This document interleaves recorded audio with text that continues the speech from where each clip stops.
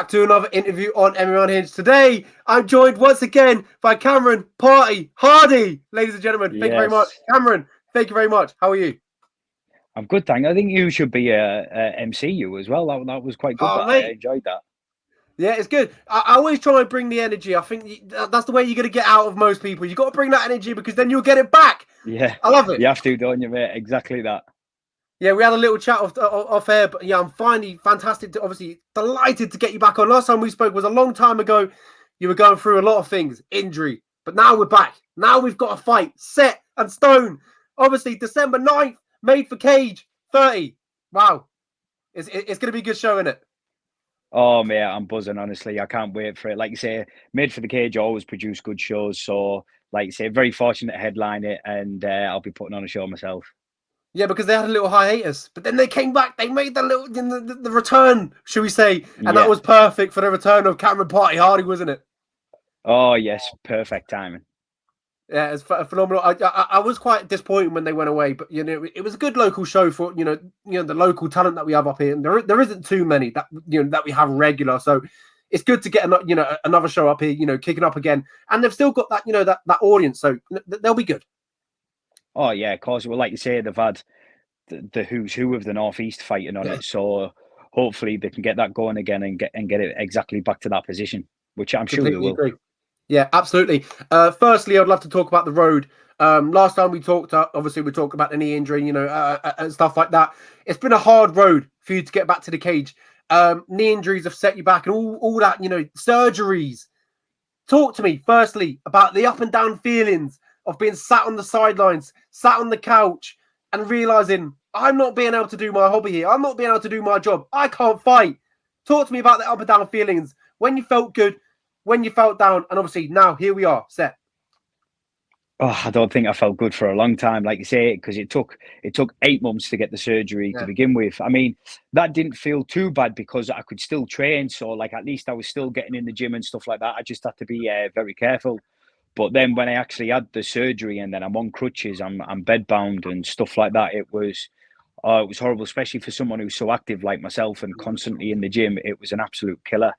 And you're just constantly wishing you could. Well, at first it was like, fucking hell, am I even going to get back? Because it felt that bad. But then, don't get me wrong, as you progress through the rehab and stuff, you do start to see light and start hitting little goals and stuff like that. So it does get you back in there, but it was a long, tough journey mentally and physically. Yeah. I'd love to talk about what you kind of mentioned there. At one point, you kind of seemed like, am I going to make it back? And I'd love to ask you, was there a point when you thought, hold on a minute, this might not work out, obviously, severity of the injury. Was there a point that you thought, you know what, I might not make it back to the cage? Did that ever cross the mind? It did in the sense of like fucking hell, like this is going to be hard. But I was always aiming to get back, and that was always my plan, to get back to the cage. So to now finally get to that end point and see that I am getting back, it's like sort of a big achievement in itself. Absolutely. Obviously, it's a lot of negatives that we could talk about. But I'd like to kind of touch up on the positives. 8 months, as you talk about, surgery. It's been like almost 2.5 years outside the cage. What positively can you take out of that? Maybe time to reset. Is that what you can take out of it? And not so much a reset. I suppose for me, it's more like the urge and the fire to get back. Yeah. So like it like now that I'm at that point now where I can train hard, it just gives you that extra little kick up the ass, because it's like, well, so long ago you were on crutches or you were hobbling around or whatever. Whereas now it's just like, right, I'm back. Look, you've worked this hard to get to this point. Why let that be a waste and continue working harder? Yeah. And I presume there was a moment where you just thought, when you're sat on the couch or whatever, and you're watching these movies, you probably thought, this is really what I want to do now, and I'm missing it. So that I guess that obviously played on your mind a lot. Oh yeah, definitely. Like I say, it's just like because it's a tough one with the ACL. Like you can't rush back, because if you rush back, it It'll can go again. easily go. Yeah, Yeah. it can just go again and put you back. So, like you say, it was hard. I had to be very careful. Like you say, luckily I had my sponsor, John Flynn Physiotherapy, who just guided me all the way through, and we come back. We come back in good time. Absolutely. And we will get on to that.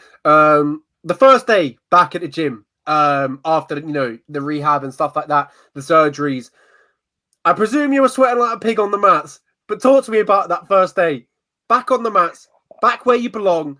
Talk to me about the nervous energy. I presume there was nervous energy because you don't know how your body's going to react, etc. But talk to me about that.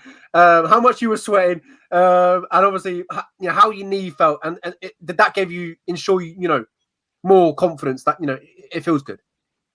Yeah, well, coming back, obviously, it's always in the back of your mind that, like, shit, is my knee going to go here? And it's like, you'll be doing a few things and be like, oh, I can feel my knee on that. Oh, I can feel my knee on this. So you do shit yourself a little bit. But then even just like, because the atmosphere at SPG Bishop Auckland is always unreal. Like, the lads are mint, the crack's unbelievable. So, like, it was like, even just to get in there, be back in that crack, seeing everyone and everyone buzzing for us to be back and stuff like that. It like you say, it was mint. But yeah, definitely sweating like a pig, like fucking hell. It took some doing getting that fitness back.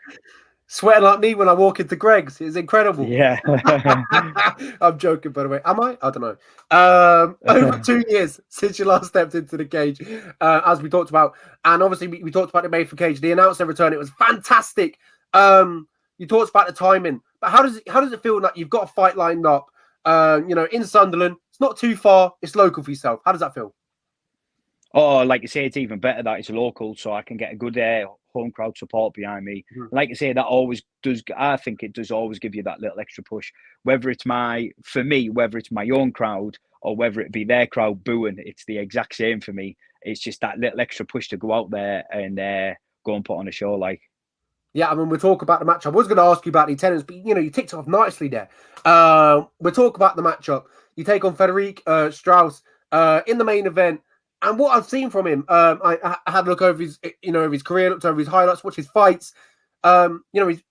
He's striking. He's very quick. He loves his kicks. His kicking game, it's really on point. It's accurate. He's very fast with his strikes. He's explosive. How tough do you see this being from what seemingly 2 years outside the cage, and you're getting, I would say, thrown straight in there with someone who looks on paper looks really, really good.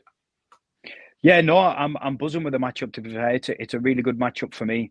Like I say, how you explained him is maybe how someone would explain me as well. So that's how you know Yeah. it's going to be So a good scrap. I only found out the other day as well that he's actually had all of his pro fights in the time I've been off, that's crazy. which is mad. So, but no, like you say, I'm looking forward to it. He's a good game opponent from a good credible gym. So like you say, made for the cage. It's going to be a good one. Yeah, as I just talked about, striker likes to throw kicks. He's very fast, explosive. Do you feel like in this fight you'll have to showcase, obviously, your full set of your skills? Look for the takedowns if it needs, if they come up. Is that the feeling there that you might have to showcase, the full arsenal of your weapons? Oh yeah, definitely. Like you say, it's MMA at the end of the day, isn't it? So if you're going out there just preparing for a stand-up war, then you're in the wrong, really, because you want to be able to mix it up everywhere. And I know that everything that I've been working on, that I am going to be happy. I'm comfortable mixing it up everywhere. So if it goes to the ground, it goes to the ground. If it stays on the feet, it stays on the feet. I'm ready for whatever. And then I guess the important question is, how does Party Hardy see his hand getting raised? What does that look like? Visualizing. Oh, that's just going to be happening 100%. I know that. I've been visualizing it myself anyway. I'm going to go out there for a finish, just like I do every fight. Basically, kill or be killed. So that's what I'll be going out there to do, and going out there to get my hand raised. There's no sense of getting some rounds in because you've had so long a long wait. Party Hardy wasn't getting there and knock him out. That's brilliant. Oh, well, we don't get paid for overtime, do we? So I'm not doing that shit. Yeah, you don't get paid. I love that. You don't get paid for overtime. So what's the point? Obviously, moving over, and we'll talk about the future. Obviously, we're not looking past Frederik, but I presume you've kind of got a plan in place. You're looking at your 2020, end of 2023, 2024. In an ideal world, God forbid, no injuries. How does a perfect 2023, end of 2023, and the 2024 look for yourself?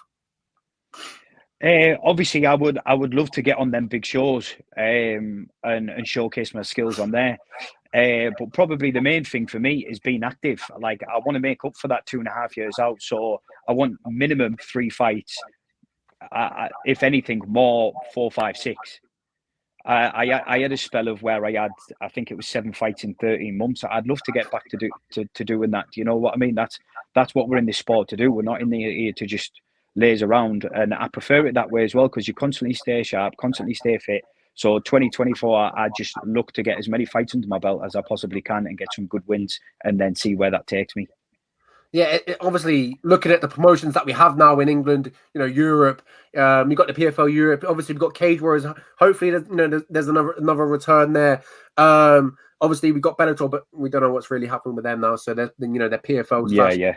Bellator, but they're staying around for another 2 years. So there's opportunity there still. Is that what you're looking at? Either PFL, Cage Warriors, Bellator. I mean, if you go Cage Warriors, obviously you've got your best shot to the UFC and be with your mate Davey.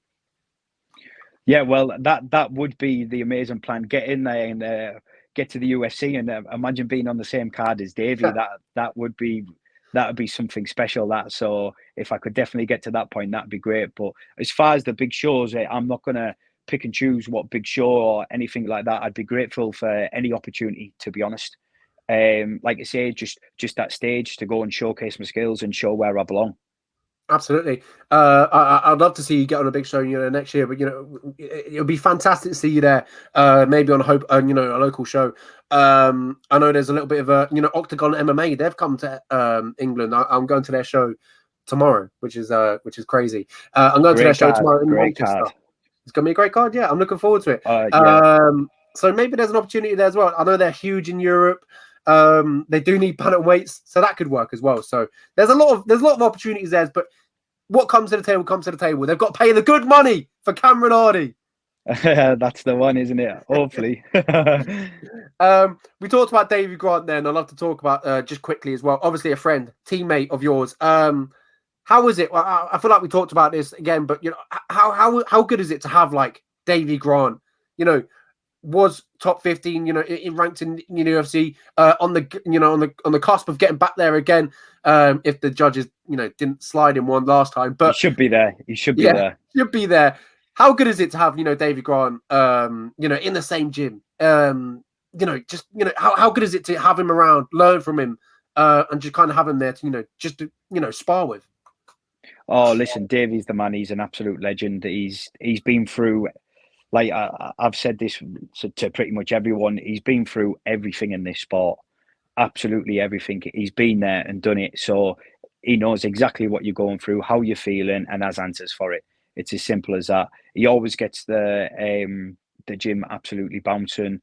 Everyone looks up to him as a role model. He's fantastic to have as a coach, and even better to have as a training partner as well. I'm lucky to have someone who's that good as a training partner. Yeah, so convenient. It's good to have him in the gym. But I guess the important question is, can he sink more beers than Cameron Hardy? I don't know. Like, we're both as useless as each other on the drink, so it wouldn't take a lot. That's funny. It gives me flashbacks to UFC London. That was good. Now moving over from fighting. I know you're a part-time model. I've seen it plastered all over your Instagram. What is the secret? What have you got in that tap water over there in Bishop Auckland to get in these gigs? Oh, mate, I don't know what it is, but I'm pretty sure the longer the MMA career goes, that'll be slowly getting flung out the window. Yeah, you got to protect that nose. Yeah, exactly that. But yeah, I appreciate your time, Cameron Hardy. December 9th, Made for Cage 30, The Point, Sunderland. Make sure to get your tickets. Go over to Cameron Hardy. I presume you've got an affiliate link. No, not yet, but there will be. Not yet. All right. Well, stay tuned for that. If you're going to get your tickets, get it from Cameron Hardy. Make sure you support him. Ladies and gentlemen, thank you so much. Cameron, I appreciate your time. Hopefully, I'll see you December 9th. And obviously, we'll catch up after that. Perfect. Thank you, mate. Like you say, always a pleasure chatting to you. Absolutely. Ladies and gentlemen, capturing December 9th, The Point, Sunderland, Made for Cage 30. We'll see you there. Thank you.